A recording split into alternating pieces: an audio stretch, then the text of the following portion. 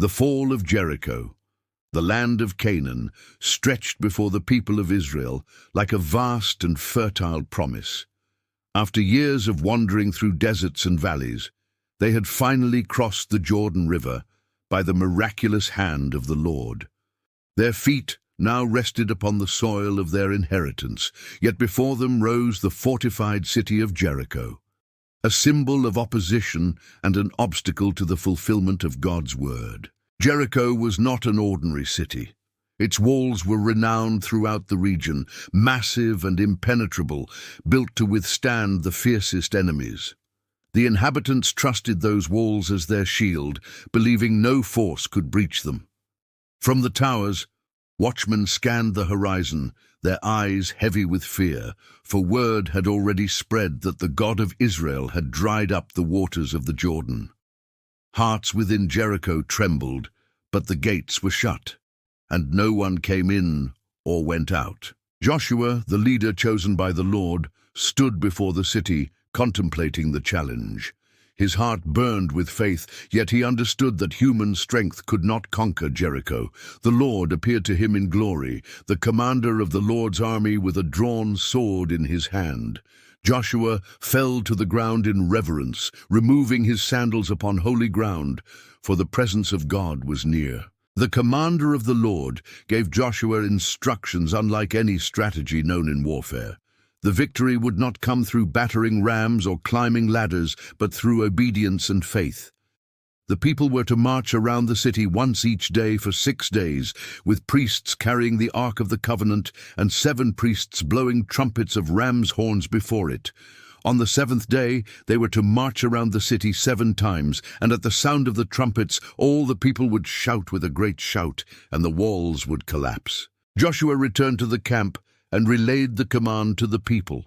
Though the instructions defied human logic, Israel had learned that obedience to the voice of the Lord brought victory. The priests took up the ark, the trumpets were prepared, and the army of Israel stood ready, not with weapons raised, but with hearts fixed on the promise of God. At dawn, the first day of marching began. The priests led with the Ark of the Covenant, the symbol of God's presence, followed by the 7 priests with their trumpets. Warriors marched in silence, and the people followed, completing a circuit around Jericho. The inhabitants of the city watched from their walls in confusion and fear. No attack came, only the solemn sound of trumpets and the silent procession of thousands. At the end of the march, the people returned to their camp.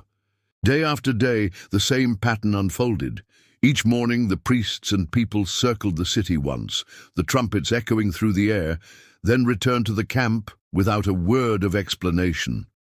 Inside Jericho, anxiety grew. The strange ritual unsettled them more than an outright assault would have. The silence of the people was heavy, their unity intimidating, and the presence of the ark testified that this was no ordinary army. Among the people of Jericho was Rahab, the woman who had sheltered the Israelite spies weeks before. She remembered the covenant she had made with them, and a scarlet cord hung from her window as a sign of protection. She gathered her family within her house, believing the promise that they would be spared when the city fell. Her faith stood in contrast to the fear and resistance of her fellow citizens. On the 7th day, anticipation filled the air. Joshua commanded the people to rise early, for this day would be unlike the others. The priests bore the ark, the trumpets were ready, and the army prepared to march 7 times around the city. The first circuit was made, then the second, then the third. With each pass, the tension mounted.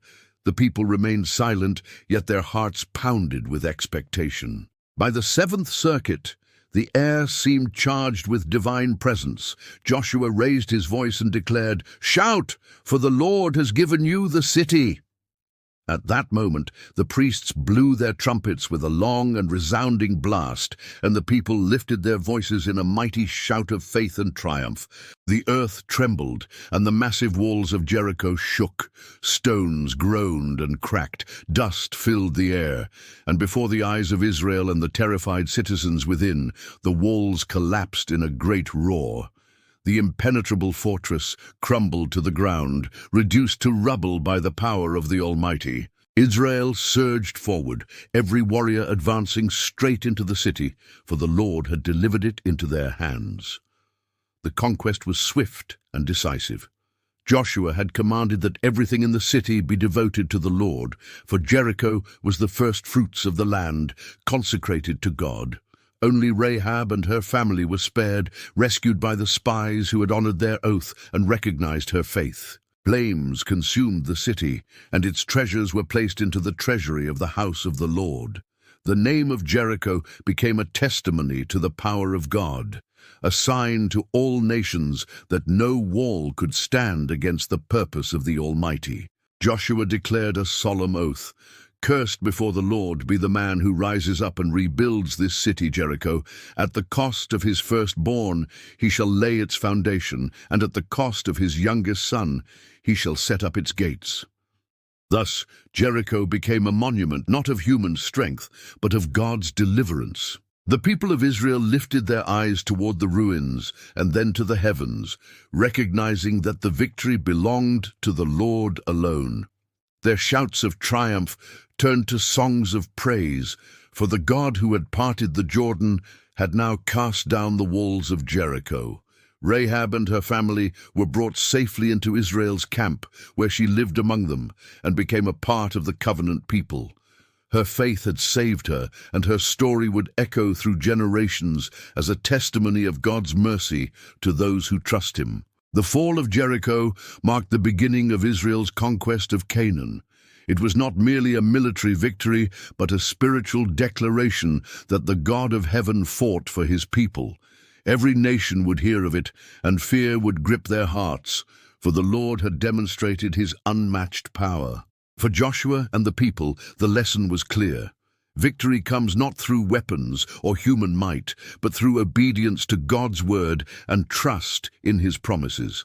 The strange command to march and shout was not a test of military strategy, but a test of faith, and faith had torn down walls that seemed unshakable. As the sun set on the smoking ruins of Jericho, Israel stood as witnesses to the truth that the battle belongs to the Lord. The memory of that day would live forever, inspiring future generations to trust in the God who makes the impossible possible. The stones of Jericho's walls lay scattered as silent reminders that human pride and earthly fortresses crumble before the breath of the Almighty. Yet within those ruins was also the story of Rahab, a woman redeemed by faith, whose scarlet cord foreshadowed the redemption that God would one day provide for all nations. The journey of conquest had only begun, but the fall of Jericho established a foundation of faith. Israel knew that the same God who brought down those walls would go before them in every battle. Theirs was not a story of conquest for glory, but of obedience to a divine calling, of walking into promises secured by the power of the Lord. And so the story of Jericho is told across generations, not as a tale of war alone, but as a testimony of faith, obedience, and the miraculous hand of God. It remains a call to trust, reminding every heart that when God speaks, his people obey, and the walls of impossibility come crashing down.